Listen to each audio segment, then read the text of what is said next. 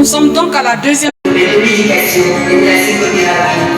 Le docteur Geoffrey Zabi est également psychologue en chef du centre d'écoute de la police nationale de Côte d'Ivoire. Psychologue consultant à Pitchman Group, à la Banque Atlantique, à l'International English School of Abidjan et à Olympique de Côte d'Ivoire. Il intervient également en tant que psychologue consultant à la RTI, à Canapus N, Canapus Pop et NCI.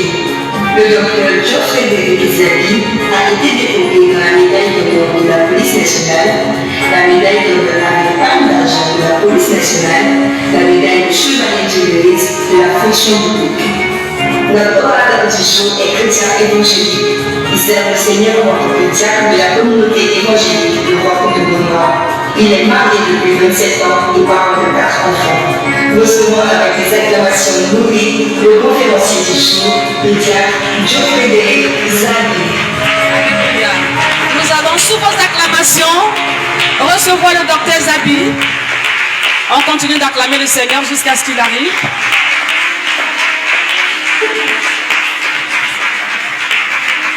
Merci infiniment. Alléluia. Groupe musical, je vais vous déranger un peu. Je souhaite que vous reveniez rapidement. Et je vais demander à chacune et à chacun de vous de se tenir debout. Comme on a mangé, on est un peu fatigué. On va adorer notre Dieu avant de commencer. Et on va se disposer pour le cantique qui dit de gloire en gloire. Je veux aller de gloire en gloire. Je veux aller très haut. Je n'ai pas une belle voix, je ne sais pas chanter, donc vous allez faire ça pour moi. Et je vais demander à l'assistance de chanter avec le groupe musical. Ce cantique, il est pour chacun d'entre nous. Nous avons beaucoup de limitations. Il y a beaucoup de choses qui nous empêchent d'aller à notre meilleur niveau. Beaucoup de choses qui nous empêchent de dépasser nos limites. Au plus élevé de nous-mêmes. Pour aller avec toi, Seigneur, au plus élevé de nos potentiels. Pour aller avec toi, Seigneur. Stop. Faut te battre. Allez, commence. Je fais des efforts ou pas? Est-ce que ce sont les bons efforts? C'est ce qu'on fait tous les jours. C'est ce qu'on fait tous les jours. On ne fait pas les bons efforts. C'est pour ça qu'on n'a pas les résultats qu'on doit avoir. Il faut que ça change, je le disais ce matin. Mais pourquoi c'est comme ça? Moi qui viens à l'église, ça fait 10 ans que je suis converti, ça fait 15 ans, 20 ans que je suis converti. Je prie tous les jours. Je confie mes problèmes, ma famille à mon Dieu. Mais j'ai l'impression qu'il n'y a rien qui bouge. Pourquoi? Parce que je ne sais pas que j'ai affaire à quelqu'un qui est insaisissable, qui est immatériel. Et pour que je le comprenne, il faut que moi-même, je devienne insaisissable et immatériel. Et aussi longtemps que je suis matériel, je ne peux pas saisir l'immatériel. Alléluia. On va simplifier tout ça. Donc je disais que j'allais commencer par vous partager un témoignage et que, en écoutant ce témoignage, il fallait que chacun d'entre vous s'examine. Je connais un monsieur, il était en 6e année à l'université, 6e année. Il a eu le bac et après le bac, il était en 6e année. Il était en train de s'apprêter pour faire son doctorat. Et puis celui qui était son pilier est décédé de façon brutale. Il était en France. Il est revenu de la France. Quand il était ici, il s'apprêtait à retourner en France que le décès a eu lieu, donc il n'a pas pu repartir. Et c'est comme ça que, après l'enterrement de ce pilier qui était son père, il ne pouvait plus retourner en France. Donc il ne pouvait plus continuer sa vie. Comme chacun d'entre vous, on était destiné à certaines choses. Et puis un événement est venu casser le rythme normal. Et puis on s'est retrouvé à un point en arrière. Il s'est retrouvé à un niveau où il a dû passer un concours de niveau bac plus 2. Lui qui était à un niveau bac plus 6. Lui qui était en train d'aller au doctorat. Il est venu passer un concours de niveau bac plus 2. Et comme Dieu sait où il veut l'emmener, comme le Dieu c'est un Dieu de recommencement, comme c'est un Dieu bizarre, le concours a marché. Bac plus 2. Il se retrouve donc fonctionnaire de l'État. Il exerce pendant 16 ans. Son salaire était 148 000. De 148 000, il est passé à 157 000. De 157 000, il est passé à 283 000. Et puis avant de partir, après 18 ans de service, il est parti à 356 000. Mais, quand il était à 16 ans de service, des événements se sont succédés. Il était là et il se plaignait tous les jours. Seigneur, ce n'est pas ma place. De la même façon que tu te plains, que là où tu es, ce n'est pas ta place. Tu le sais, parce que ce n'est pas ce que tu mérites que tu as. Parce que tu connais ton potentiel. Tu sais de quoi tu es capable. De cette même façon, ce monsieur, il se disait chaque jour, ce n'est pas ma place. C'est pas ici que je dois être. Je ne dois pas être en train de compter 148 000 avec femme et enfants à Abidjan. C'est trop compliqué. C'est pas ma place. Et il a fait exactement ce que chacun d'entre nous aime faire. Ça dit quand on a des problèmes, c'est de constater qu'on a des problèmes et de nous plaindre pendant qu'on est assis. On caresse le problème. Oh maman, tu sais, j'ai tel problème. Mon salaire là, ça ne me suffit pas. 148 000, c'est rien. Ça ne peut pas nourrir ma femme. Ça ne peut pas envoyer mes enfants à l'école. Mon pantalon l'arrière s'est déchiré, je ne peux rien faire. C'est le constat. C'est ce que chacun d'entre nous aime faire. Pourquoi? Parce qu'il nous manque ce qu'il faut pour oser et aller vers la réussite. Donc ce qui est simple, le raccourci qui est simple, qui est à la portée de tout le monde, c'est se plaindre. Donc ce monsieur-là, il se plaignait tous les jours. Or, vous savez, à force de se plaindre, on devient sorcier. Ceux qui se plaignent beaucoup, là, ils deviennent sorciers. Parce que tu es fâché contre tout le monde. Tu crois que c'est tout le monde qui est à la base de ton problème. Tu es aigri contre tout le monde. Il était aigri contre tout le monde, fâché contre tout le monde. Et puis un jour, il a pris son courage à deux mains. Et puis il allait voir le plus grand patron de où il était en train de travailler. Il a eu le courage de lui dire, monsieur le directeur, vous êtes méchant. Vous êtes méchant parce que vous avez la possibilité de changer mon histoire. Comme chacun d'entre nous croit que c'est son oncle qui peut changer son histoire. C'est le directeur là qui peut changer son histoire. C'est son mari qui peut changer son histoire. C'est son grand frère qui peut changer son histoire. C'est ce que chacun d'entre nous croit. C'est ce que ce monsieur croyait. Il croyait que c'était le directeur là qui pouvait changer son histoire. Donc c'est à ce monsieur il allait se plaindre. Tu es méchant. Tu peux prendre bic à un feu et puis tu changes mon histoire. Tu ne fais pas. Tu es méchant. Et comme vous savez, Dieu là, il ne quitte pas au ciel pour venir te parler. Il passe par les gens. Et regardez ce que le directeur lui dit. Mon cher ami, quand on a des problèmes qu'on ne supporte pas, on les change. On n'attend pas quelqu'un pour les changer pour nous. Tu as compris? Sors de mon bureau. C'est ce que le monsieur lui a dit. Est-ce que vous avez entendu ça même? Quand on a des problèmes qu'on ne les supporte pas, on les change. On n'attend pas quelqu'un pour les changer à notre place. C'est pas moi qui vais résoudre tes problèmes. Sors de mon bureau. Il est sorti. Et puis il est revenu en arrière. Il dit le plus gros service que vous pouvez me rendre, c'est que vous m'expliquez ce que vous voulez donner. Vous venez de me dire. Et le directeur lui dit, ah, je savais que tu étais sage. Assieds-toi ici. Tu sais, tu penses qu'il y a des choses que je peux faire. Mais tu ne connais pas mes limites, moi, en tant qu'homme. C'est pas tout que je peux te dire. Il y a des choses que tu penses que je peux faire, mais ce n'est pas vrai. La seule personne qui peut changer ton histoire, là, vous êtes deux. Il y a toi, ça c'est côté humain, c'est toi seul. Et l'autre, c'est ton Dieu.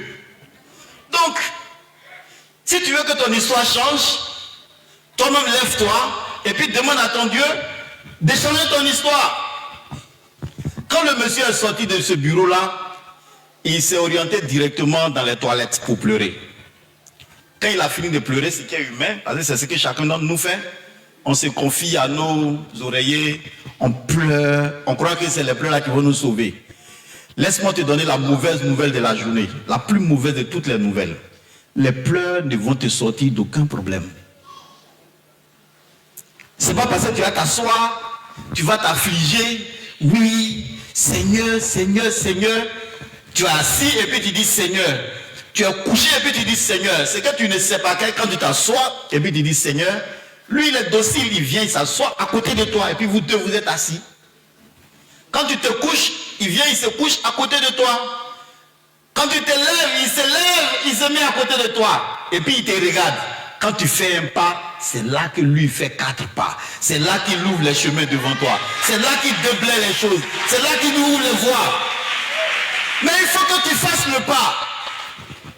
Ce monsieur était dans le plainte. Il pensait que quelqu'un allait faire le pas pour lui. Mais celui qui était un humain lui a dit, non, c'est pas moi de faire le pas. C'est à toi de faire le pas. C'est à ton Dieu de faire le pas pour toi. Est-ce que vous savez ce qui lui est arrivé ce jour-là? Quand il est rentré chez lui, sur la route, il entend dans sa tête, démission, démission, démission.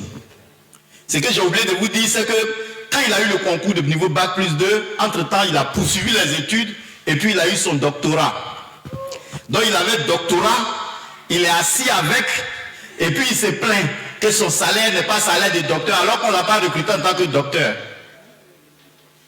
On l'a recruté à Bac plus 2, on te donne salaire de Bac plus 2, on te donne responsabilité de Bac plus 2. Tu veux que ton histoire change? Tu te lèves et tu bouges. Mais pour bouger, il faut avoir la force, c'est ce que je suis en train de dire. Il lui manquait quoi pour bouger? Il lui manquait de comprendre qu'il a avec lui un grand Dieu. Mais malheureusement, pour comprendre ça, il lui manquait quelque chose. L'estime de soi. L'estime de soi, je vais en parler tout à l'heure. Quand ce monsieur a décidé de démissionner, il ne savait même pas où il allait partir. Je démissionne, je suis fonctionnaire, j'ai démissionné, c'est pour devenir quoi? C'est pour faire quoi? Il dit, pour une fois, je vais expérimenter ma foi. Le Dieu qui est en moi, là, il ne va pas me lâcher. Non, ce n'est pas possible. Je ne sais pas où je vais, mais je sais au moins que je ne vais pas mourir. Je sais au moins que je vais m'en sortir. Et puis il a démissionné. Et puis je vous épargne les détails. Il a créé son cabinet. Et aujourd'hui, je ne dis pas que tout va bien. C'est qu'il est très sûr, il n'est plus là où il était. Il a changé d'adresse. Il a changé d'adresse. Il a changé d'adresse. Ce témoignage que j'ai partagé avec vous, c'est mon témoignage. Pour vous dire que ce que je suis venu vous dire, ce n'est pas des choses qui sont loin de moi. Je ne suis pas en train de faire de la théorie de quelqu'un qui parle de ce qu'il ne sait pas. Je suis passé par là et je passe chaque jour par là. C'est-à-dire, tu as du potentiel, tu as des moyens, tu as des ressources, mais tu ne les connais pas et tu ne les exploites pas. Simplement parce qu'il y a des choses en toi qui t'empêchent de les voir. Et ce sont ces choses-là que nous sommes venus pour essayer de lever cet après-midi avec l'aide du Seigneur. C'est ça. Je voulais commencer par un témoignage. Pour vous parler de ce qui a la possibilité de nous détruire sans qu'on ne le sache. Il y a une chose essentielle qui nous empêche d'aller au meilleur de nous-mêmes. Mais nous ne connaissons pas cette chose, donc nous nous laissons détruire par cette chose. Cette chose-là a un nom. Ça s'appelle la blessure émotionnelle. Parce que pour oser, je vous ai dit, il faut voir la force. On a vu les malades qui étaient au bord de la piscine de Bethesda. Il y en a un qui est resté 48 ans, c'est ça? 38 ans. n'a jamais osé. Il n'a jamais osé. Et donc, ce n'est pas parce que tu vas durer, tu vas avoir de l'expérience dans ton problème que ça va se lever seul. Il avait 38 ans, il a passé 38 ans. Et 38 ans, il était assis. Et 38 ans, il avait le même problème. Parce qu'il n'avait pas la force d'oser. Donc, on ne peut même pas parler de réussite à son niveau. Et nous sommes nombreux comme ça. Quand on parle de ces messieurs-là, on pense que c'est trop loin de nous. Alors que chacun de nous vit ça. Ça fait des années que tu as le même problème. Ça fait des années que tu pries pour un sujet. Et ce sujet-là, il est là. Tu pries. Quand tu ouvres les yeux, il est là. Il te regarde. Et puis il te dit, moi pas oui. Et puis tu penses que c'est réglé. Alors que c'est juste que tu n'arrives pas à avoir la force d'oser. Mais tout va te venir cette force-là. La Bible dit des choses. La Bible dit cette force va venir forcément du Seigneur. Mais elle vient comment? C'est le processus qu'on ne connaît pas. Et c'est ça qui nous tue, c'est ça qui nous maintient dans nos problèmes. C'est ça qui nous maintient dans le problème. Quand je parle de blessures émotionnelles, c'est un grand mot. Mais je vais casser ça tout à l'heure. On va comprendre ça facilement.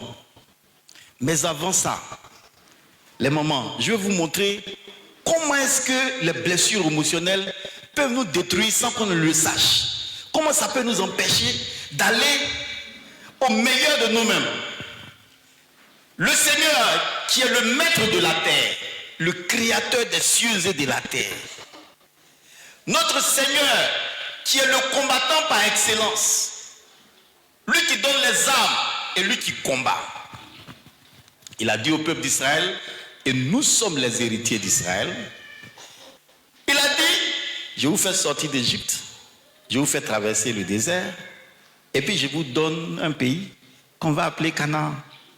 Il a dit ça à Abraham avant même qu'il y ait tout ça, qu'il y ait le départ en Égypte et tout. Je vous épargne les détails.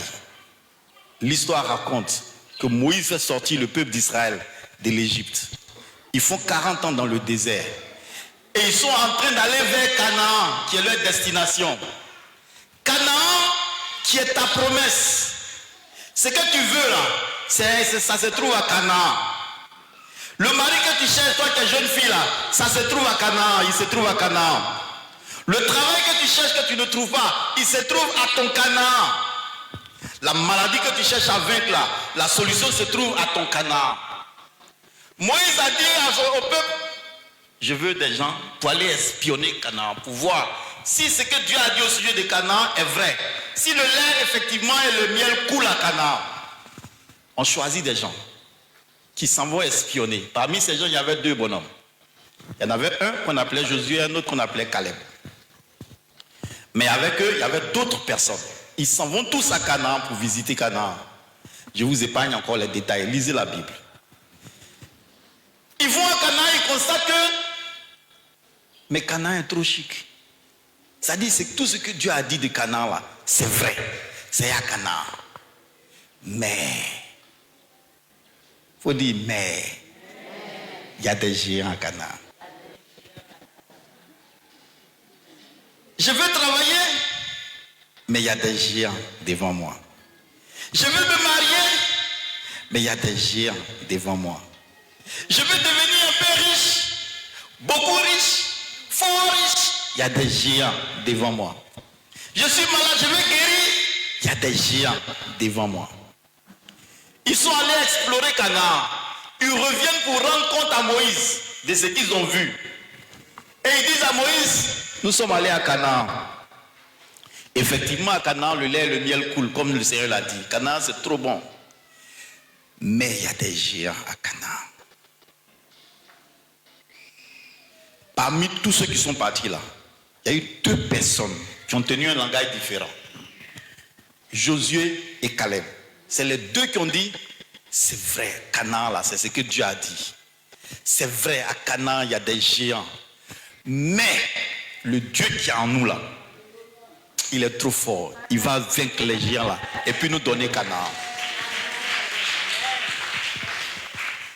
Cet après-midi, je suis venu parler à Josué et à Caleb.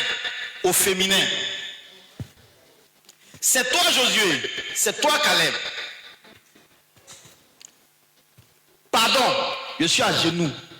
Faut pas parler comme les autres qui ont dit on est allé à Canaan. Ce qu'on veut là, ça se trouve à Canaan, mais ils se sont arrêtés à dire il y a des géants à Canaan. Pourquoi ils ont regardé les géants et puis ils n'ont pas regardé à leur Dieu? Parce qu'il leur manquait l'estime de soi. Quand on n'a pas une bonne estime de soi, on ne regarde que le verre à moitié vide. On ne voit que les difficultés. Quand tu dis à quelqu'un fais ça, quand je dis tout de suite là, si vous voulez sortir et puis dites à quelqu'un, toi il faut t'acheter une voiture, la première chose qu'il va vous dire, il va regarder son compte en banque.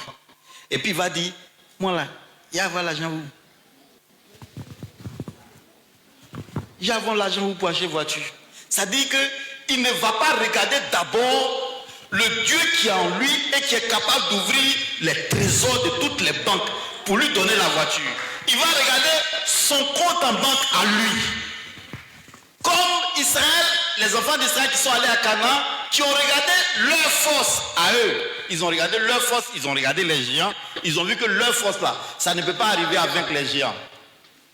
Ils se sont laissés abattre parce qu'ils ont vu. Les deux seules personnes qui ont vu qu'ils avaient à l'intérieur d'eux un Dieu qui est grand. À la fin, c'est les deux là seulement qui sont entrés à Canaan. Tout le reste, ils sont morts. Lisez la Bible. Ils sont tous morts. Pourtant, c'est des enfants d'Israël. Qui a dit que les enfants d'Israël ne meurent pas? Nous qui sommes héritiers d'Israël, qui a dit qu'on ne meurt pas? Qui a dit qu'on ne peut pas expérimenter des problèmes? Qui a dit qu'on ne peut pas être malade? Qui a dit qu'on ne peut pas connaître l'échec? Qui a dit qu'on ne peut pas ne pas avoir ce qu'on recherche pendant des années? Qui a dit? Jésus qui est Jésus. Quand il devait faire un miracle avec n'importe qui, la première chose qu'il lui demandait, qu'est-ce que tu crois? Et puis quand la personne parlait, il lui dit qu'il te soit fait selon ta foi. Ta foi. Pourtant, il n'avait pas besoin de la foi de la personne pour le guérir. Ou bien, c'est lui qui est Dieu, il pouvait juste ordonner la maladie, sort. Il a fait pour certains, il est souverain. Mais pour la plupart, il te demande toi. Il évalue ta foi. Mesdames, il est grand temps que chacun de nous évalue sa foi. Cette foi-là, dont le contenu est l'estime de soi. J'ai commencé par vous dire ça. Et je veux que vous sachiez ce que c'est que l'estime, avant même qu'on aille aux blessures. Parce que quand on ne connaît pas certaines choses, on explique les blessures, vous ne comprenez pas bien. Voyez, chacun de vous a des portables. Le portable que vous avez là, il peut vous permettre de parler avec quelqu'un qui est en Chine actuellement.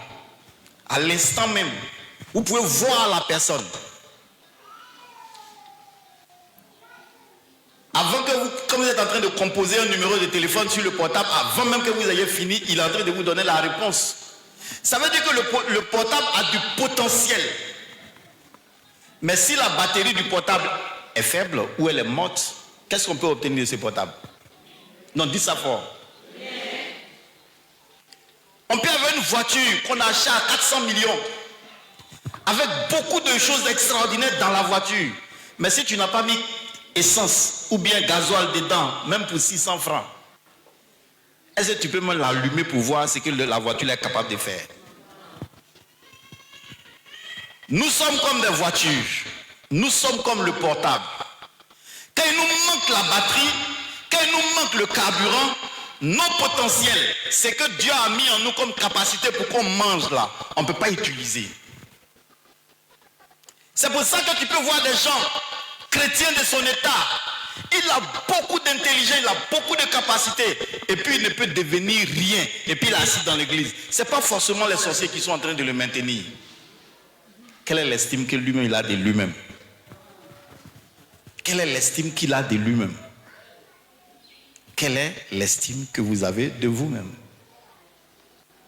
Souvent il y a des femmes, elles sont jolies comme ça. On s'est dit, non, quand on dit les gens qui doivent se marier là, celle-là n'est pas dedans parce qu'elle est déjà mariée. Mais on tourne 10 ans, on revient, 15 ans, on revient, 20 ans, on revient, elle est assise dans la maison de son papa.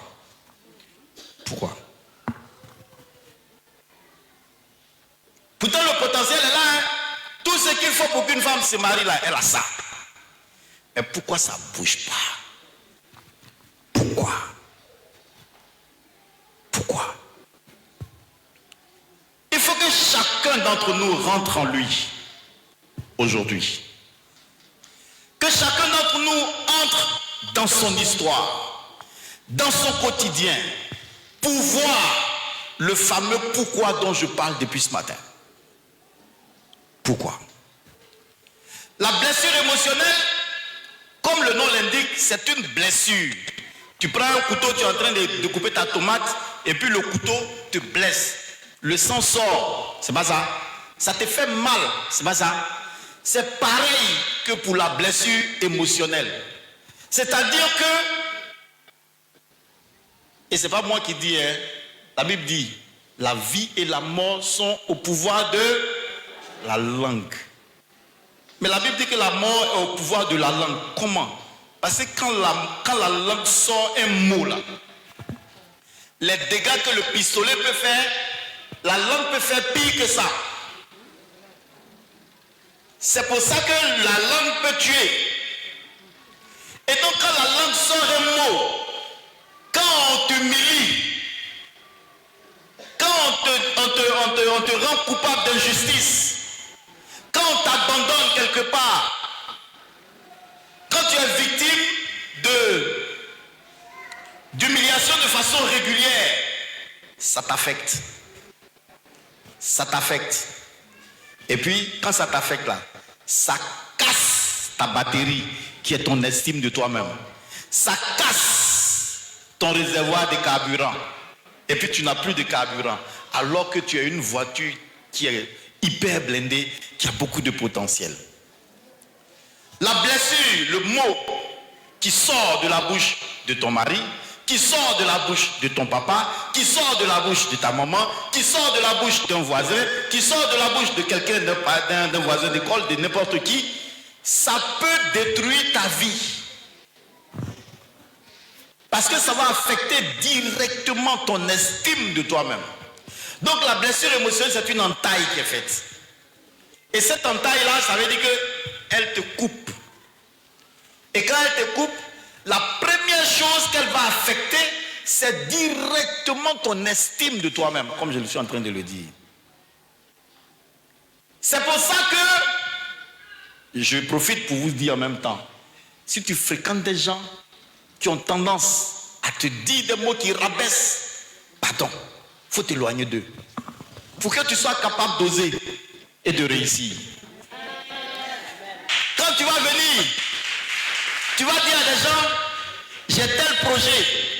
On dit, ça là, personne n'a jamais réussi ça ici. Mais qui t'a dit que parce que personne n'a jamais réussi ça, moi, il ne peut pas réussir?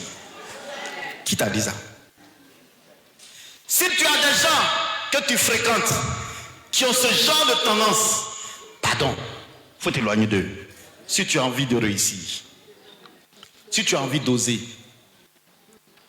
Il y a des gens, quand tu leur dis non, je vais faire ça.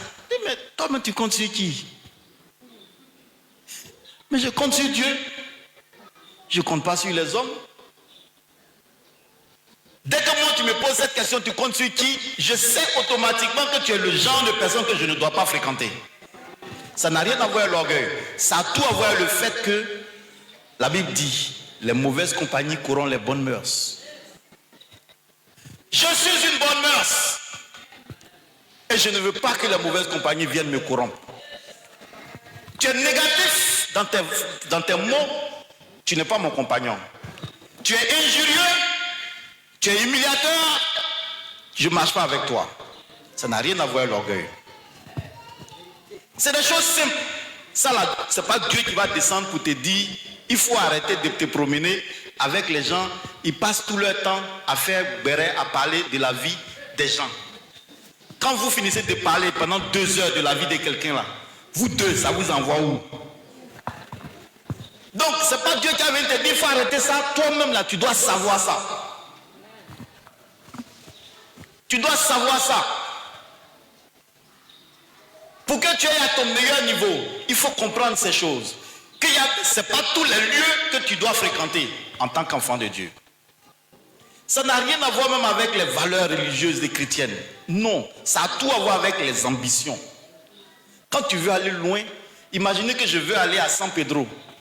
Et puis, je monte dans la voiture de quelqu'un qui veut aller à Korogo. Est-ce que je vais aller où je veux là? Toi, tu veux aller à Korogo, moi, je vais aller à San Pedro. On n'a rien à faire ensemble. Même si tu es attrayant, il te dit, bon, ma chère amie, on va se revoir après. Mais là, actuellement, là, je m'en vais à Korogo. Toi, tu vas aller dans ton San Pedro. Nos chemins se séparent parce que je sais où je vais.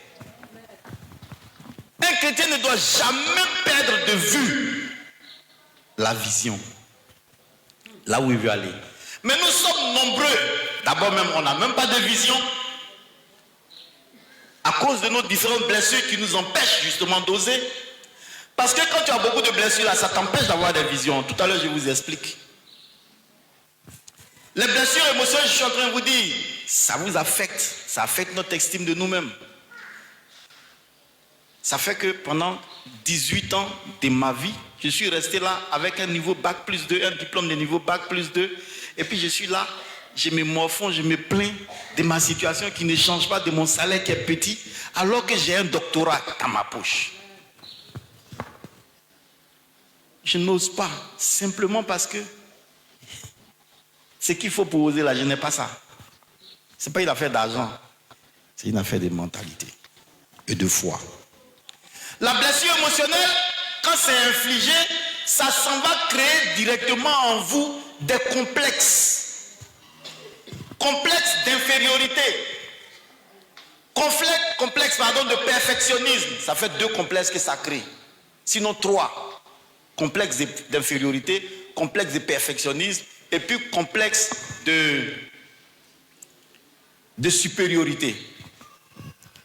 Parce que quand tu passes le temps avec des gens qui te rabaissent, tu es trop bête. Tu ne peux arriver à rien. Toi là, tu ne peux pas réussir. Quand tu entends ça 1 fois, 2 fois, 3 fois, des gens différents, tu finis par croire que c'est vrai. Et puis toi-même, comme les gens qui sont allés à Canaan, tu dis que tes géants là, tu ne peux pas les vaincre. C'est pas un géant qui a dit que quelqu'un est comme une sauterelle à ses yeux, hein.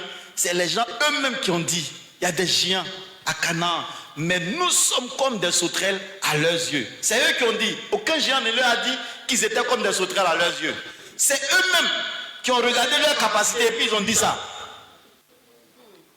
Et donc, quand tu es blessé émotionnellement, c'est ce genre de choses qui t'arrivent. Tu te minimises toi-même. C'est ça qu'on appelle le complexe d'infériorité. Ou alors, quand tu es avec des gens, tu deviens trop exigeant avec toi-même et avec tout le monde. Ça, c'est le complexe de perfectionnisme. Tu veux que tout soit parfait autour de toi. Mais ce que tu ne sais pas, c'est qu'à force de vouloir que tout soit parfait autour de toi, tout le monde commence à te fuir. Et donc, les voies de la réussite commencent à se fermer. Donc, tu peux avoir vécu des histoires qui t'emmènent à pouvoir tout contrôler. Non, ça là, seulement là, il ne faut pas que ça m'arrive encore. Non, ça là, il faut que je vois clair dedans. À force de faire ça, tu éloignes les gens de toi sans le savoir. Parce que les gens se disent, mais attends, quand justement je travaillais, et c'est à la police que je travaillais, j'avais une patronne, on ne travaillait pas dans les mêmes bureaux. C'est comme si nous, nos bureaux étaient ici, et puis elle était comme à l'étage qui est là-bas là. Et donc, en ce moment-là, il n'y avait pas trop de les portables comme aujourd'hui. Quand elle est là-bas, elle prend le téléphone fixe, elle appelle, qu'elle veut parler à quelqu'un. Quand on s'était donné un code, quand on fait ça là, ça veut dire que c'est le chef. Donc quand le téléphone sonne et puis quelqu'un décroche, on fait ça. Est-ce que c'est le chef? Quand la personne dit comme ça, on dit, il faut lui dire que je ne suis pas là. Personne ne voulait l'approcher. Personne. Pourquoi? Parce que quand tu la voyais, quand tu rentrais dans ces circonstances, ce qu'elle avait à te dire, c'était juste des injures, des humiliations. Tu ne vaux rien, tu ne peux rien faire, mais toi tu es minable. Mais c'est quoi ça? C'était ça, ces plaintes à tout moment. Ça fait que personne ne voulait la fréquenter. Personne. Et c'est ce qui arrive à chacun d'entre nous. À force de vouloir tout contrôler, à force de vouloir être parfait, les gens nous fuient. Et on ne se rend pas compte. Nous, on croit bien faire. Je veux tellement bien faire. Et c'est pas mauvais, hein? Mais on ne se rend pas compte qu'à force de vouloir trop, ça gâte tout. Et ce qui pousse à ça, c'est nos blessures. Je vous donne juste un exemple pour illustrer ce que je suis en train de dire. Vous n'avez jamais entendu quelqu'un dire, moi là, telle chose, je fais plus ça à un homme. Vous n'avez pas encore entendu ça? Mais est-ce que la personne qui est devant elle là, est-ce que c'est la personne là qui l'a déjà blessé? Mais c'est l'ancienne blessure qui l'emmène à dire, moi là, à partir de maintenant, telle chose, je ne fais plus. Il y a des gens, il y a des hommes qui disent, moi, je ne peux plus faire telle chose avec une femme ou bien à une femme. Simplement parce que quelqu'un l'avait déçu dans son passé et cette blessure n'a pas été soignée. Donc, les blessures émotionnelles peuvent créer des complexes d'infériorité, complexes de perfectionnisme, complexes également de supériorité. En plus de la baisse de l'estime de soi. Les blessures émotionnelles peuvent également entraîner une hypersensibilité. C'est gros français. Ça veut dire simplement qu'on devient très sensible. Désormais, on vous dit un petit mot comme ça, et puis vous pleurez pour 10 000. On te dit un mot qui ne vaut même pas 5 francs, et puis tu pleures pour 10 000 pour donner à la personne. On te dit une petite phrase comme ça. Tu parles, tu grossis tout, ça ne finit pas. On vient, on te dit bonjour maman. Tu dis c'est bonjour là, c'est pas clair. Parce que tu regardes une ancienne blessure. Et puis tu te dis, celle-là, il y a 2 semaines, on a eu un accrochage. Si aujourd'hui elle est venue me dire bonjour, ça veut dire que, ça dit tu interprètes ça toi seul dans ta tête. Et puis tu grossis les choses comme ça. Ça fait que tu deviens exécrable, tu éloignes tout le monde de toi. Hypersensibilité. Ce que tu ne sais pas, c'est qu'en le faisant, tu te détruis toi-même. Parce que les blessures émotionnelles, elles vont venir fragiliser ta santé physique. Laissez-moi vous expliquer ça en des mots très simples. Vous pensez que le Dieu qu'on adore, qui nous aime là, c'est un gaou? Il n'est pas gaou, notre Dieu. Quand il nous dit des choses là, peut-être qu'il ne nous explique pas pourquoi. Et donc comme il ne nous explique pas, on se dit mais on ne peut pas faire autrement. À quoi je veux en venir? Notre Dieu nous dit, il faut pardonner. Quelqu'un qui t'a blessé, il faut pardonner.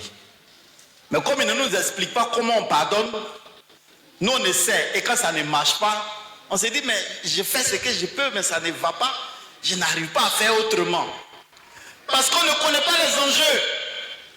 On ne sait pas pourquoi il nous dit, quand on te gifle sur la joue droite, il ne faut pas réfléchir, donne la joue gauche. On ne s'est jamais demandé pourquoi. Mais la raison véritable pour laquelle il nous dit ça, elle tient à notre santé physique. Ce n'est pas la santé de quelqu'un. Hein? Parce que quand on écoute ce qu'on nous dit à l'église, on a souvent l'impression que bon, ça c'est juste des valeurs religieuses, que le pardon est divin, le pardon ça soigne, mais ça soigne. Mais si quelqu'un demande, mais ça soigne comment? Est-ce qu'on est capable d'expliquer? Moi je vous dis, quand quelqu'un t'insulte, tu es en colère, n'est-ce pas? Tu es frustré, tu es triste. Mais ce que tu ne sais pas, c'est que ta colère, ta frustration, ta tristesse, les différentes émotions que tu dégages vont amener ton organisme à réagir sans te demander la permission. Vous n'avez pas remarqué que quand vous êtes en colère là, vous tremblez comme ça? Est-ce pour que ton corps tremble comme ça, là, il te demande ta permission? Vous n'avez pas remarqué que quand vous avez peur, votre cœur bat vite? Vous n'avez pas remarqué ça? Est-ce qui demande à son cœur de battre? Mais ce qu'on ne se dit pas, ce qu'on ne cherche pas à savoir, c'est comment moi je n'ai pas fait sport, je n'ai pas couru, Je n'ai rien fait, je suis assis. Et puis parce que quelqu'un m'a juste parlé, mon cœur bat. On ne s'est jamais demandé comment ça arrive. Et je suis dans le climatiseur. Normalement, je ne dois pas transpirer. Parce que quelqu'un m'a énervé, je commence à transpirer à grosses gouttes. On ne s'est jamais demandé ce qui se passe à l'intérieur de moi. Les moments, pour que j'arrive à transpirer en plein climatiseur là, ça veut dire que il y a une glande à l'intérieur de moi qui va sécréter une hormone qu'on appelle l'adrénaline. Cette hormone-là, quand elle descend dans la circulation sanguine, elle accélère la vitesse de circulation du sang. Le sang circule vite. Et le sang qui circule vite, il va vite au cœur. Et donc ça fait que le cœur, comme il n'a pas vocation à garder le sang, parce que quand le cœur il reçoit le sang, il le pompe dans tout l'organisme. Et puis il reçoit encore, il pompe. Ça fait ces mouvements-là.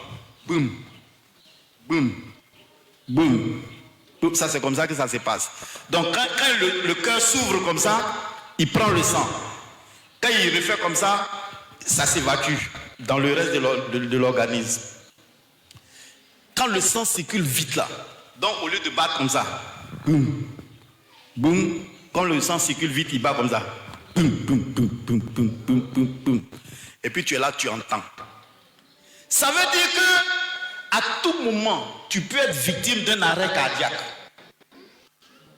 Ça dit, on t'a insulté, ça te fait mal. Blessure numéro 1. Et puis c'est toi qu'on a blessé là. C'est ton cœur qui bat et qui cède. Et puis tu peux mourir. C'est-à-dire, lui qui t'a blessé, lui il est tranquille, hein, c'est toi qui peux mourir. C'est ça que Dieu a regardé. Et puis il dit, mon enfant, si on te gifle, il ne faut pas réfléchir. Il ne faut même pas chercher à avoir raison. Il faut quitter la même. Il faut pardonner. Parce que si tu ne pardonnes pas, c'est toi qui vas souffrir. Ça, c'est un seulement. Quand tu sécrètes beaucoup d'adrénaline là, lui aussi il va emmener une autre glande qui se trouve dans ton système digestif, c'est-à-dire dans ton estomac. Il y a une autre glande qui va sécréter beaucoup d'acide. L'acide, normalement, son rôle, c'est de pouvoir décomposer les aliments qu'on mange pour faciliter la digestion. Maintenant, quand tu as beaucoup d'adrénaline, l'adrénaline va faire que tu vas sécréter beaucoup d'acide également. Cet acide dans ton estomac, quand ça rentre dans ton estomac, que ça est contre la paroi interne de ton estomac et puis il n'y a pas de nourriture dedans, ça crée des plaies. On parlait d'ulcères. Vous n'avez pas remarqué que quand les gens qui ont goumé là, ils ont beaucoup d'ulcères d'estomac? Vous n'avez pas remarqué ça? Ceux qui ont goumé là, ils ont ulcères d'estomac. Les femmes ou bien les gens qui souffrent beaucoup dans leur foyer là, vous n'avez pas remarqué qu'ils ont ulcères d'estomac? Mais on ne fait pas le lien. On ne sait pas que les blessures que ces personnes subissent au quotidien sont en lien avec leur état de santé physique. Je vous dis, quand tu stresses, mon mari là, actuellement il a pris une deuxième femme. Il est parti. Et il est en train de partir. Hein? Où il s'en va là? Il s'en va où même? Qu'est-ce qu'ils vont aller faire là-bas?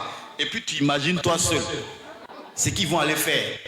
Quand tu es en train de faire cette opération-là, tu sais ce qui se passe à l'intérieur de ton corps? Laisse-moi te révéler ça.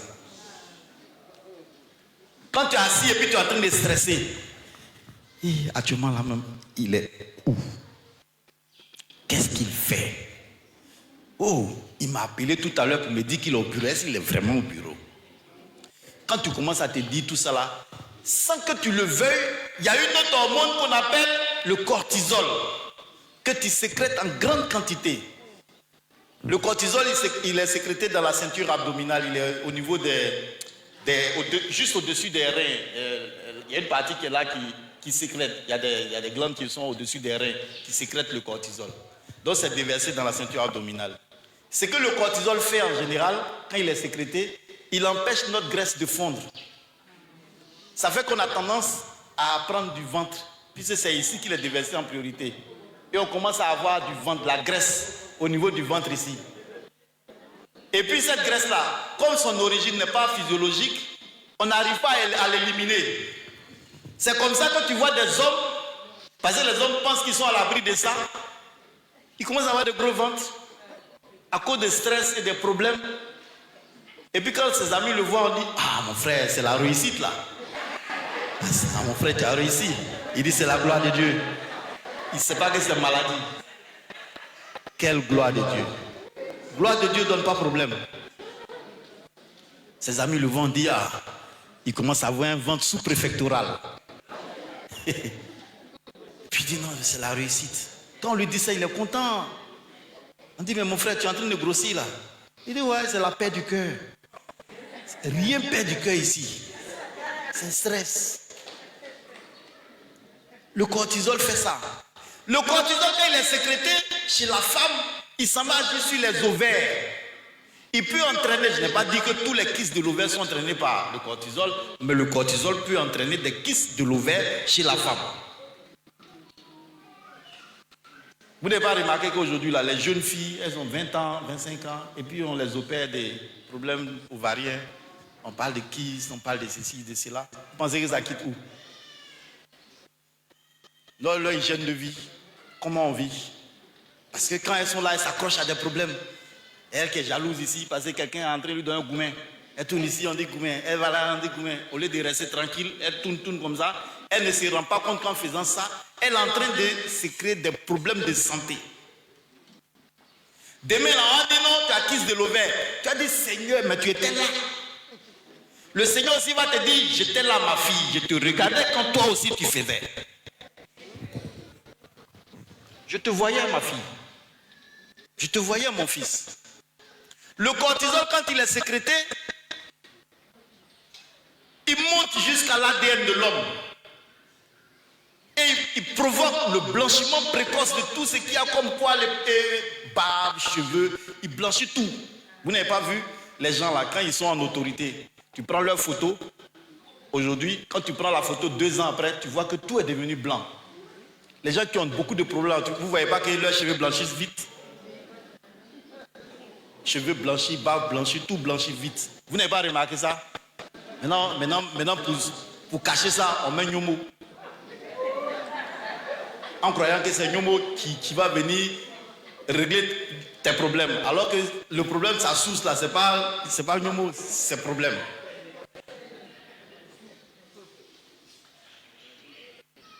Le cortisol, quand il est sécrété, il s'en va également agir sur l'insuline. Alors que l'insuline, c'est lui qui ramasse le trop plein de sucre qu'on a dans le sang. Et c'est ça qui nous empêche d'avoir le diabète. Mais, quand tu as beaucoup de problèmes, quand tu es victime de blessures émotionnelles comme l'humiliation, l'abandon, l'injustice, et puis les autres, quand tu es dans ça et que tu ne te soignes pas, tu vas voir que tu vas commencer à développer un diabète. Parce que le cortisol va aller bloquer l'effet récupérateur du trop plein de sucre là que joue l'insuline. Il va aller arrêter ça. Et puis désormais, dans ta circulation sanguine, tu as beaucoup de sucre. Ça là, tu es chrétien ou tu n'es pas chrétien ou ça va arriver dans ton corps. Parce qu'il y a des lois, il y a des principes divins. Celui qui obéit à ça, il a le résultat. Celui qui n'obéit pas aussi, il a le résultat. Ça n'a rien à voir avec le royaume des cieux.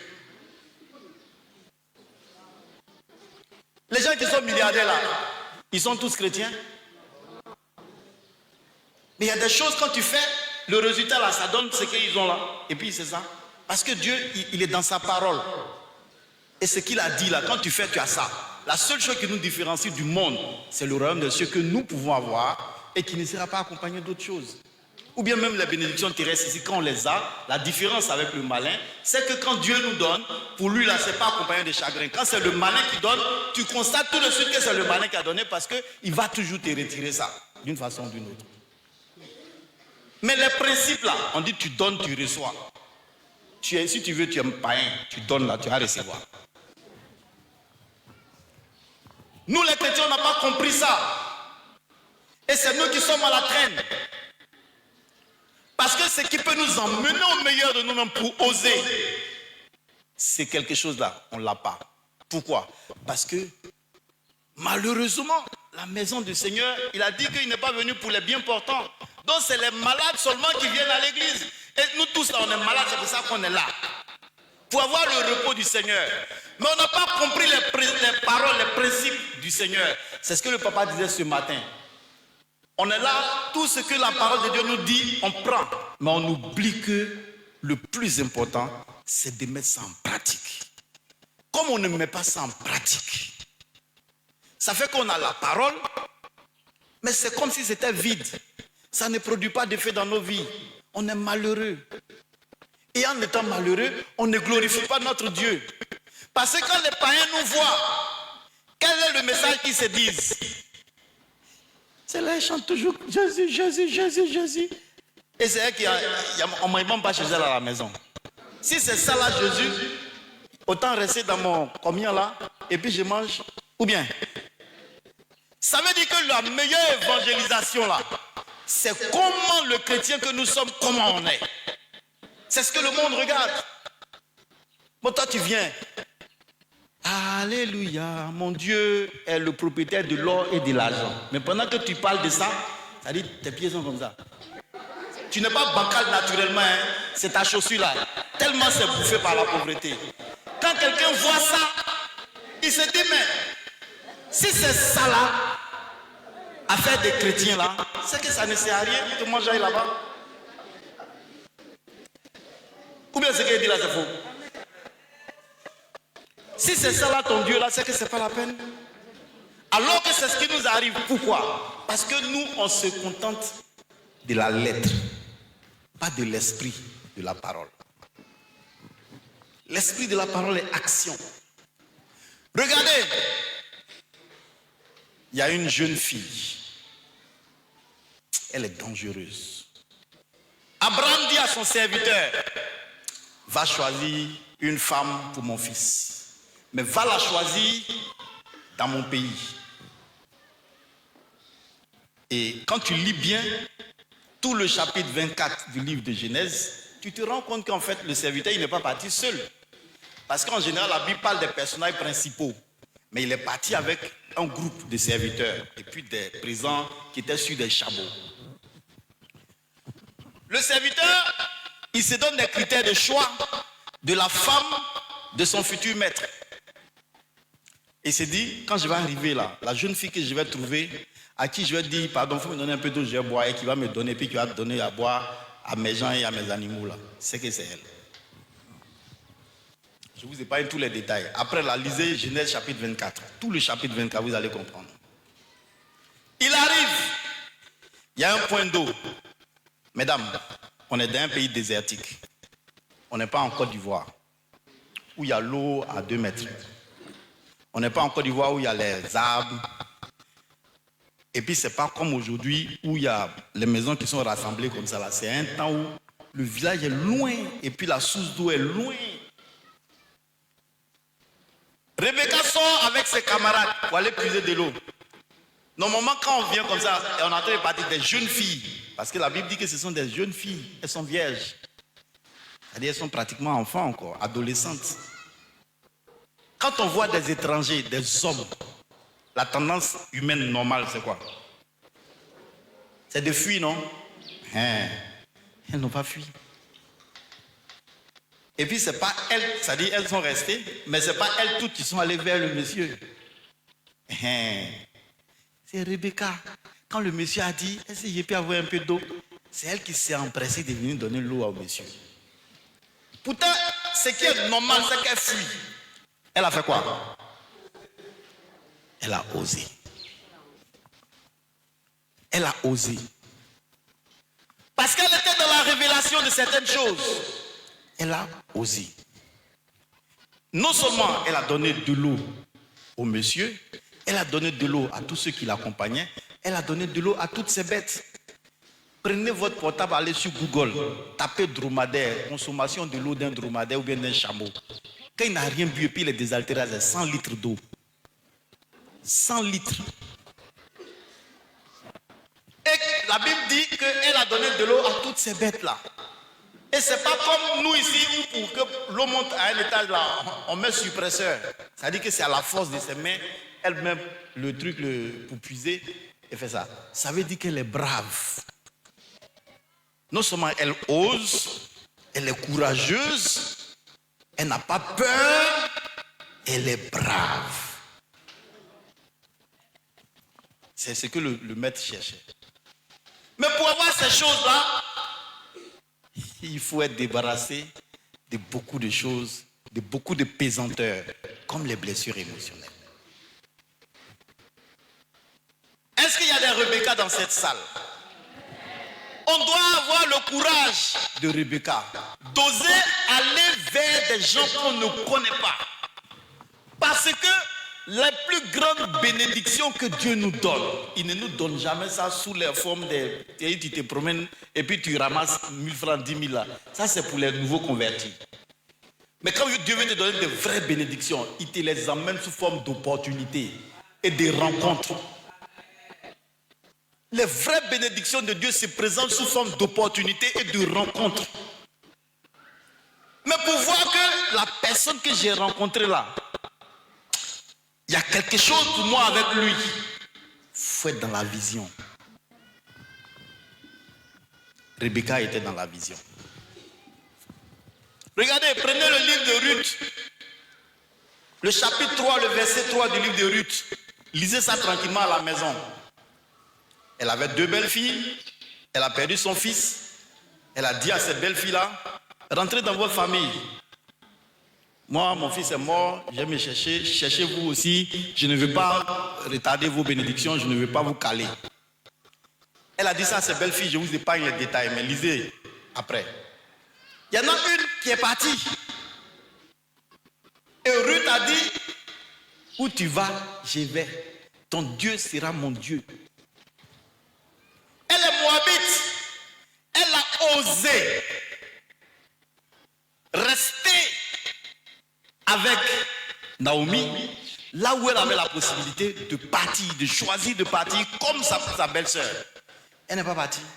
Elle a osé rester, osé affronter la galère, osé adopter un autre Dieu, osé. Ruth a osé. Mais qu'est-ce qui lui arrive? Elle va rencontrer quelqu'un. Quand vous lisez, vous vous rendez compte qu'elle est allée glaner du blé. Je vous épargne tous les détails. Mais quand la personne, elle a tapé dans l'œil de la personne, rencontre, opportunité. Quand elle a tapé dans l'œil de la personne, le gars a donné des signaux comme quoi il était intéressé. Quand elle est venue, elle a dit ça à sa belle-mère. La belle-mère s'est transformée en coach matrimonial. Elle dit, ma fille, ça là je connais, tu ne peux pas laisser ça là. Le soir là, va te laver. Faut te parfumer. Faut t'habiller. Et puis il faut descendre. Et puis tu te couches en bas de son pied. La belle-mère a dit quelque chose. Et c'est ça qui retient mon attention. Et c'est ça que je veux partager avec vous. Va te laver. Va te laver. Il faut te oindre. Habille-toi, rhabille-toi. Et puis descends dans l'air. Coach matrimonial. Bon conseiller. C'est pas comme les conseillers où on te dit. C'est pour poser question. Est-ce qu'il est fructueux? Bon, s'il n'est pas fructueux, il faut le laisser. C'est pas coach comme ça là. C'est coach qui dit, va te laver. Mesdames et messieurs, pour aller à sa réussite, pour aller à la rencontre de la réussite, imaginez-vous que chacune de vous ici est là et puis on lui dit, le président Alassane Ouattara veut venir vous rencontrer pour vous donner de l'argent pour financer vos projets. Vous allez partir dans quelles conditions? On s'en va à la maison d'abord. On s'en va se jacker. C'est comme ça on dit dans notre français, non, de Côte d'Ivoire. On se goro bien. On met huile propre. On met parfum. On met joli habit. Et puis on s'en va à la rencontre de notre bonheur. C'est pas ça? Mais pourquoi les chrétiens se lèvent, ils s'en vont à la rencontre de leur bonheur sans se laver?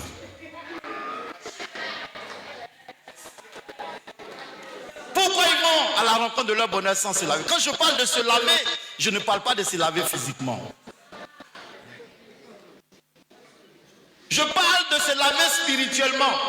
Je ne parle pas des Nansigi, des gens là. C'est pas de ça que je parle. Quand on se lave, pourquoi? Parce qu'on a de la saleté sur nous. C'est pas ça? De la transpiration, de la poussière, on a ça sur notre corps. Et c'est à cause de ça qu'on rentre. C'est à cause de quoi? Non. C'est à cause de ça qu'on rentre dans la douche. Pour enlever la poussière, pour enlever la transpiration, c'est pour ça qu'on rentre sous la douche. La poussière, ce sont tes blessures. Ta poussière, ta transpiration, ce sont les humiliations par lesquelles tu es passé. Ta poussière, c'est toutes les injures que tu as déjà essuyées. Ta poussière, c'est toutes les fois où on t'a rabaissé. Il faut te laver de ça. Si tu n'es pas lavé de ça, tu ne peux pas oser. Comme Ruth a osé. Ruth, elle est partie dans un champ. Elle sait pour aller au champ, là, on a besoin de se laver. Le soir, là, elle devait encore partir. C'est dans le même champ, là, elle devait partir. Elle n'avait pas besoin de se laver. Mais sa coach, elle qui était dans la révélation, elle lui a dit, ma fille, va te laver. Va te laver. Et moi, je vais te dire, maman, toi d'ici là, c'est même pas que tu sors d'ici. À partir d'ici, il faut commencer à te laver. Amen. Il faut te laver. Il faut détacher de toi tes blessures. Il faut détacher de toi ce qui te retient dans les petites choses. Il faut détacher de toi ce qui t'éloigne de ton Dieu. Il faut détacher de toi ce qui t'éloigne de ton bonheur. Il faut te détacher de ça. Il faut te laver. Regardez, quand on va se laver, on prend l'éponge, on prend un détergent qui est le savon, on fait mousser, on prend ça et puis on se frotte pour détacher. On fait fort. Ça peut blesser. Il ne faut pas craindre d'être blessé. C'est pour te bien. Parce qu'aucun soin, quand tu es blessé, que tu vas à l'infirmerie, quand on est en train de coudre la blessure là, tu ris, tu pleures. Mais tu as besoin de ça pour guérir. Il faut soigner tes blessures. Il faut te laver. Et quand on finit de se laver, est-ce que l'eau, quand on se rince là, l'eau qui vient, qui enlève la mousse là, est-ce qu'on reprend ça pour remettre sur nous? Ah, on ne fait pas comme ça. Ah, mais pourquoi nous on fait ça tous les jours en tant que chrétiens? C'est-à-dire on s'en va se laver aujourd'hui, on est propre, on reprend même eau là, on verse sur nous. On dit Seigneur, toi tu sais que c'est difficile. Oh. Si je le laisse là, qui va payer ma maison? Seigneur, toi-même tu sais, tu connais ma situation. C'est-à-dire on négocie avec Dieu. En négociant avec Dieu, ça y est, tu es en train de le limiter. Si c'est vous-même humain, si c'est nous-mêmes humains, c'est-à-dire quelqu'un, il sait que tu peux résoudre son problème. Et puis lui, il te limite. Quand j'ai ouvert mon cabinet, je devais donner le prix d'un test à une cliente. Moi, je la vois comme ça. Une dame qui vient me voir, elle est assise là. Bon, moi, je croyais qu'elle est à ma dimension. C'est-à-dire que de toute façon, je suis petit là. Je croyais que tout le monde est petit comme moi. Donc, je lui dis, mais maman, vous savez, on va faire ces tests-là. C'est ce qu'il faut. Mais ça coûte cher. Elle dit, ça coûte combien? Bon, j'étais à mes débuts. Moi, j'ai peur du prix là. J'ai dit, maman, ça coûte cher. Hein? Vous savez, nous, notre domaine là, c'est pas comme en médecine où il y a des examens de 3 000, de 5 000. Elle dit, j'ai dit, ça coûte combien?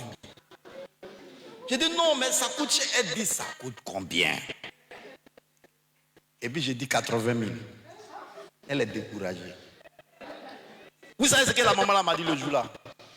Elle dit, si vous ne changez pas votre langage, vous n'allez pas réussir.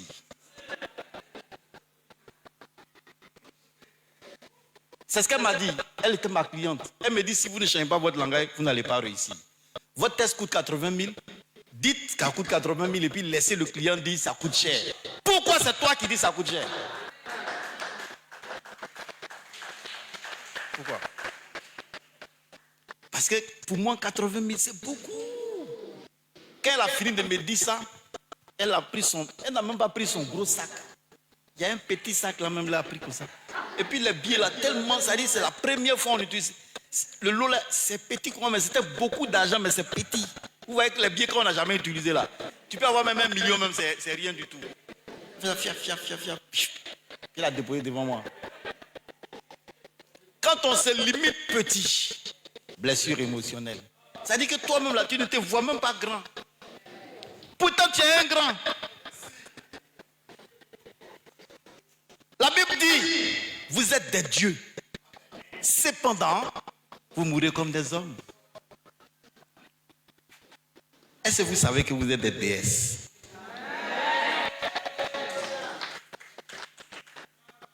Mais beaucoup parmi celles qui ont dit Amen, elles n'y croient pas. Et donc on n'a pas le comportement des dieux. Dieu là, papa l'a dit ce matin, il n'abandonne jamais. Dieu, il est insaisissable. Dieu, il est inarrêtable. Donc quand moi je sais que je suis Dieu, je ne peux pas abandonner. Je ne peux pas être bloqué par un obstacle. C'est pas possible. Quelqu'un ne peut pas venir me bloquer, c'est pas possible. Parce que j'ai toujours une solution. Je retombe toujours sur mes pattes. Parce que j'ai pris conscience de ce que je suis un Dieu. Et chacun d'entre nous est un Dieu.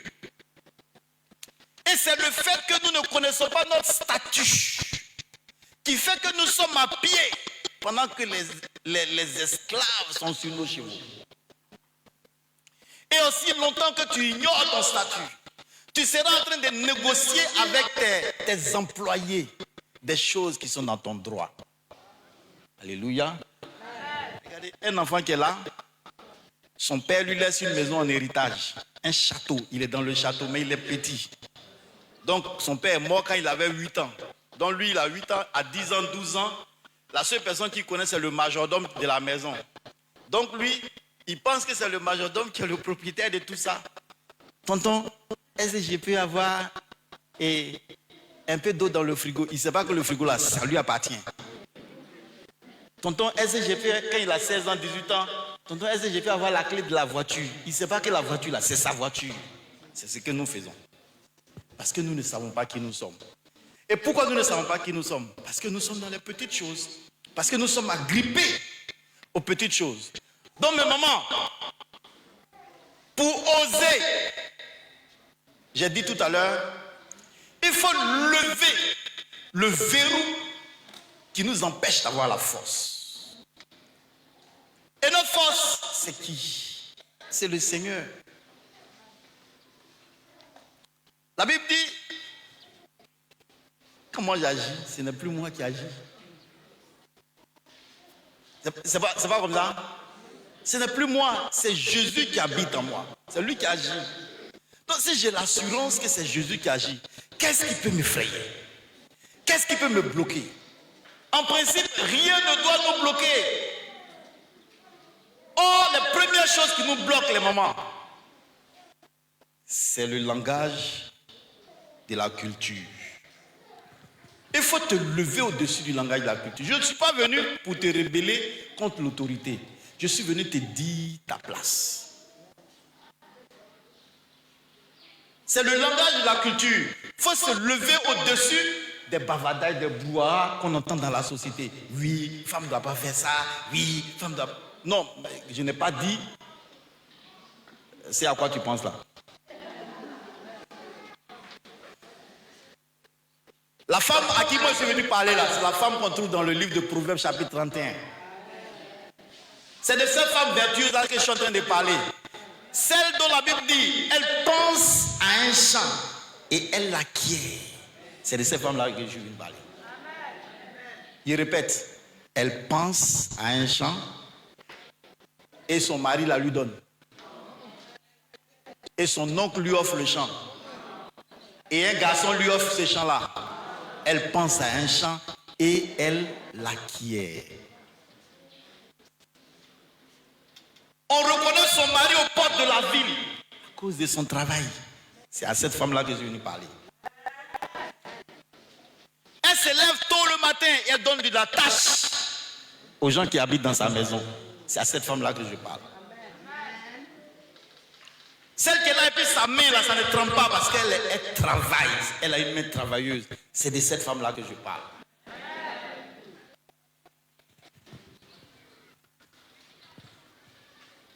Premier verrou, il faut lever l'obstacle de la force parce que tu as déjà la force. C'est de le savoir. Parce que c'est parce que tu ne le sais pas que tu ne l'exploites pas.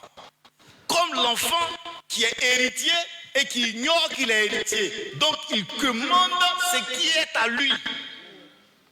C'est la même chose. Jésus habite en toi. Il est en toi et il est ta force. Un jour je me suis dit, Seigneur, je veux créer un centre pour prendre en charge les enfants qui se droguent dans ces pays. Et je veux aider les parents parce que je vois qu'ils souffrent. Je veux les aider. Mais je n'ai pas l'argent.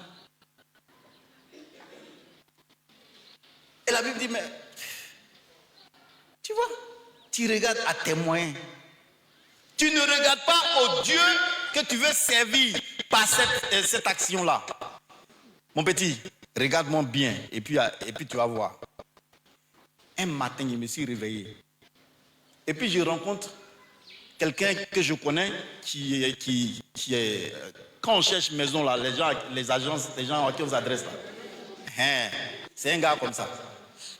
Donc je le vois et puis je lui dis, je veux créer un centre, mais je ne sais même pas où j'ai trouvé la maison dans laquelle j'ai créé le centre. Il dit, c'est un centre de quoi? J'ai dit, non, c'est un centre de prise en charge des jeunes qui se droguent. Il dit, tu as le temps? Je dis oui. Il dit, bon, monte dans ma voiture. Je monte dans sa voiture. Ça va me faire visiter une maison. Je vous assure, c'est-à-dire que la maison à laquelle je révèle, c'est comme ça, là, une maison comme ça qu'il m'a montré. Et puis il me dit, voici cette maison-là, ça appartient à un de mes oncles. Le problème, tu vois la forêt où ça est là, non? C'est que c'est une forêt sacrée que les gens adorent. Donc tous ceux qui viennent ici, là, ils s'en vont. Parce qu'ils se disent que la maison là est hantée. Bon, donc ça fait que la maison, ça fait des années que ce n'est pas habité. Donc c'est en train de tomber en ruine. Si tu penses que ça sied à ton activité, il faut rentrer dedans, il faut l'habiliter. J'ai dit gloire à Jésus. Gloire à Jésus. La force est en nous, mais on l'ignore. On l'ignore, donc on ne l'utilise pas. J'ai dit gloire à Dieu. Quand il m'a dit ça, je n'ai pas dit qu'il m'a dit dans une semaine, hein, le même jour là, quand il m'a demandé, est-ce que ça sied à ton activité? J'ai dit oui. Il est parti dans sa maison, il a pris la clé, il est venu me donner. Il dit, moi je n'ai pas d'argent, il faut réhabiliter et puis tu travailles. Après on va s'asseoir et puis on va parler d'autres choses. Quand j'ai eu la clé de la maison là, moi aussi je suis venu le lendemain au travail. Il y a une dame, elle a beaucoup d'argent.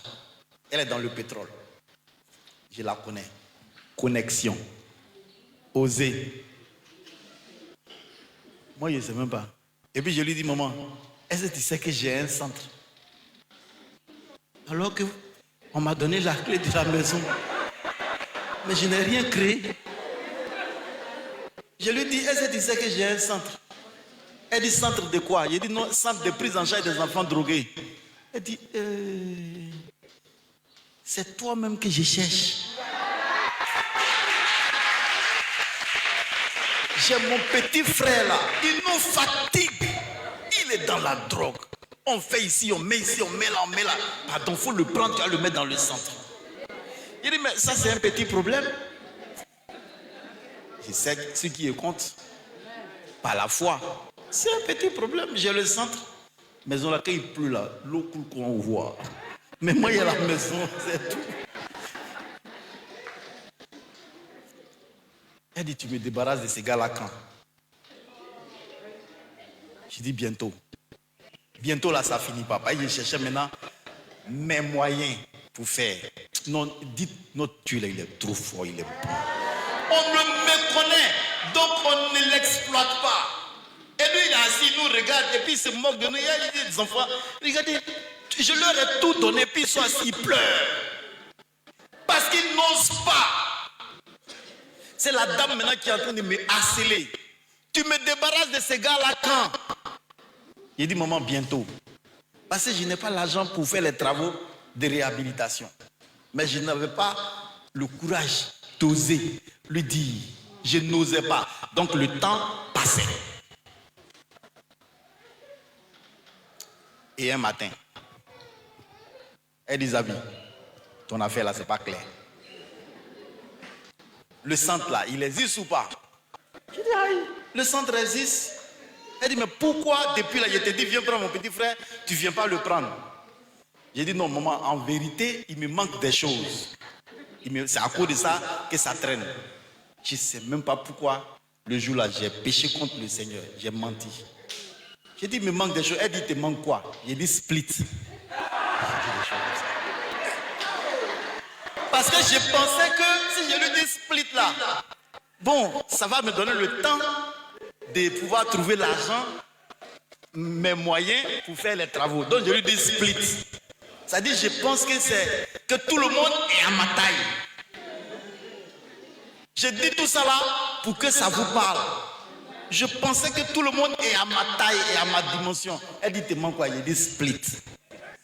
Elle dit, c'est split qui te manque? C'est à cause de ça que tu ne veux pas venir me débarrasser de ces gars-là? Viens, allons-y, je vais te donner split.